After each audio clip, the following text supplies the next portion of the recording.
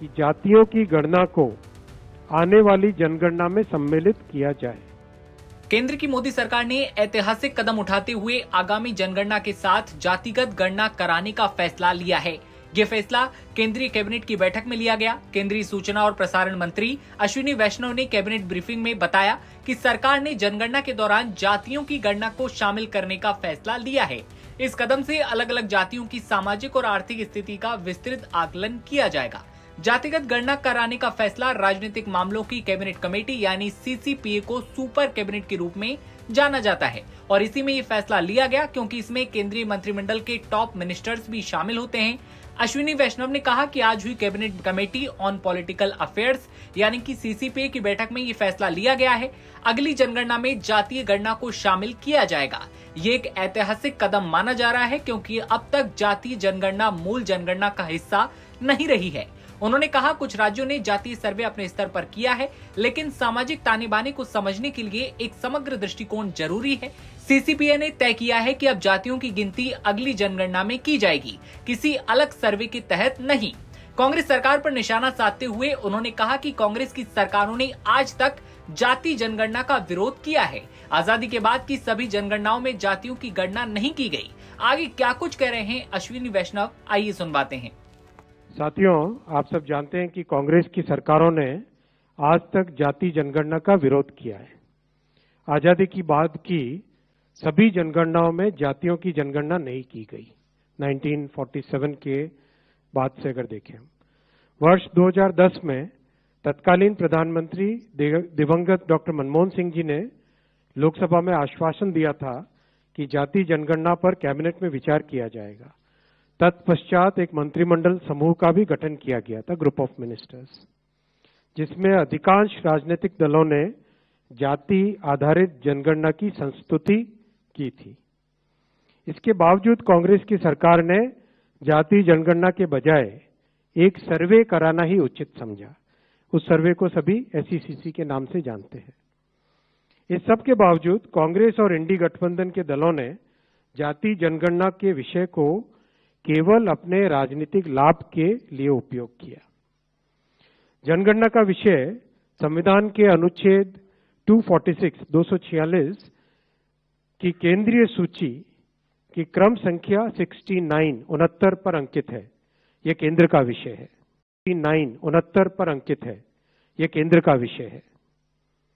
हालांकि कई राज्यों ने सर्वे के माध्यम से जातियों की जनगणना की है। जहां कुछ राज्यों ने यह काम सुचारू रूप से संपन्न किया है, वहीं कुछ अन्य राज्यों ने राजनीतिक दृष्टि से और गैर पारदर्शी ढंग से सर्वे किया है। इस प्रकार के सर्वे से समाज में भ्रांति फैली है।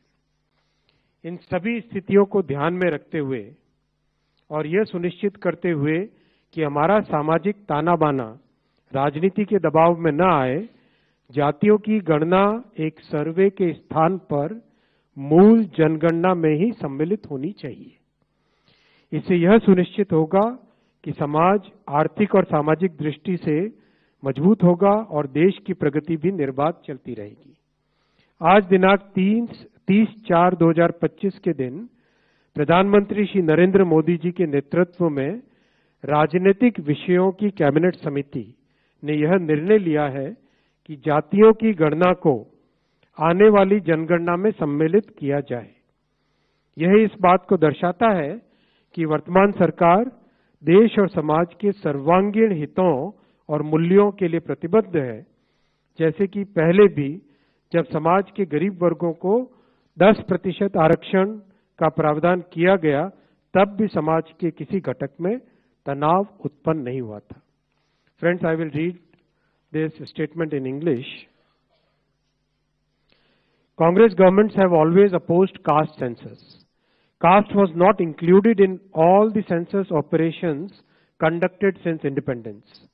In 2010, then Prime Minister late Dr. Manmohan Singh ji had assured the Lok Sabha that the matter of caste census should be considered in the cabinet. A group of ministers was formed to consider this subject. Most of the political parties had recommended caste census.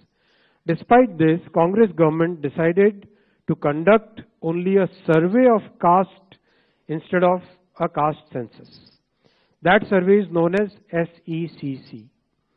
It is well understood that Congress and its Indie alliance partners have used caste census only as a political tool. As per Article 246 of the Constitution of India, the subject census is listed at 69 in the Union list in 7th schedule. According to Constitution of India, census is a union subject. Some states have conducted surveys, I am repeating the word, surveys to enumerate castes. Some states have done this well, while some others have conducted such surveys purely from a political angle in a non-transparent way. Such surveys have created doubts in the society. Considering all these facts and to ensure that a social fabric is not disturbed by politics, caste enumeration should be transparently included. I am emphasizing the word transparently included in the census instead of surveys. This will strengthen the social and economic structure of our society while the nation continues to progress.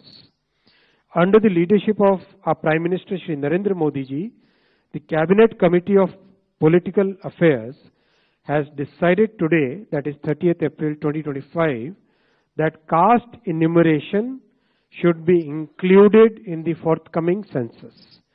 This demonstrates that a government is committed to the values and interests of a society and country.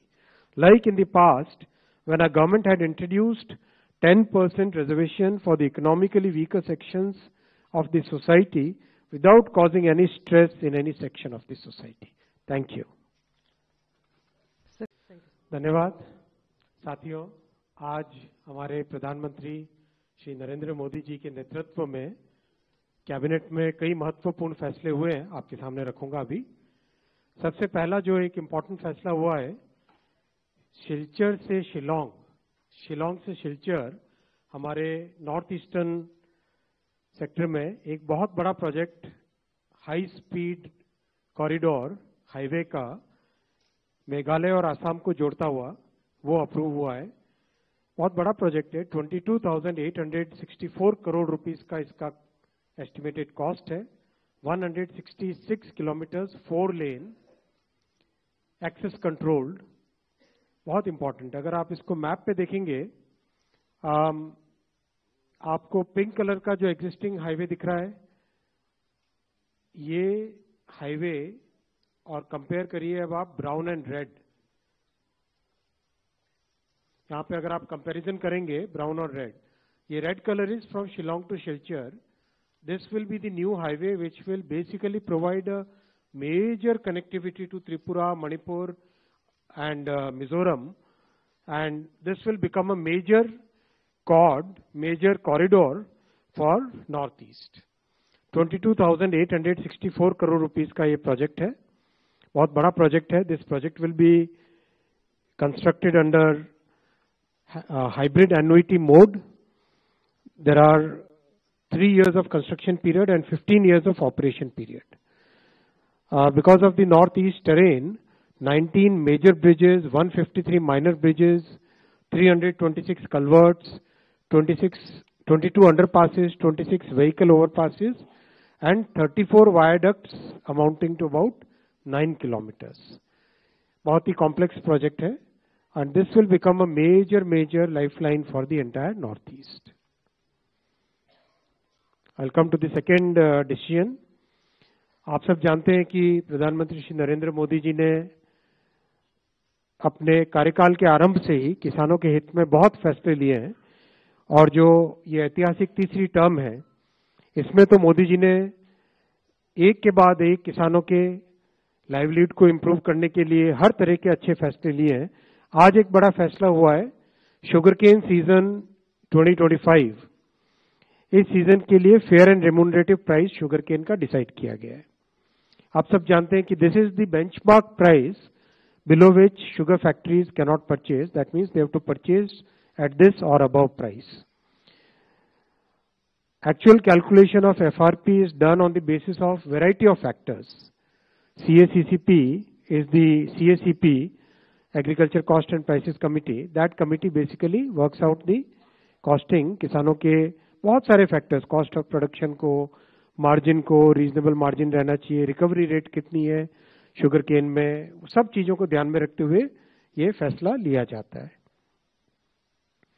आज निर्णय लिया गया है कि fair and remunerative price sugarcane का रहेगा 355 rupees per quintal, और इसके ऊपर 0.1% पे एक एडजस्टमेंट है, और नीचे 0.1% होने पर एक रिकवरी, अगर 10.25% से कम होती है तो उसका एक एडजस्टमेंट है। बहुत ही साइंटिफिक फॉर्मूला है। बेसिक तौर पे अगर आप देखें कि जो कॉस्ट है, all India weighted average cost of production of sugarcane, वो है 173 रुपीज पर क्विंटल।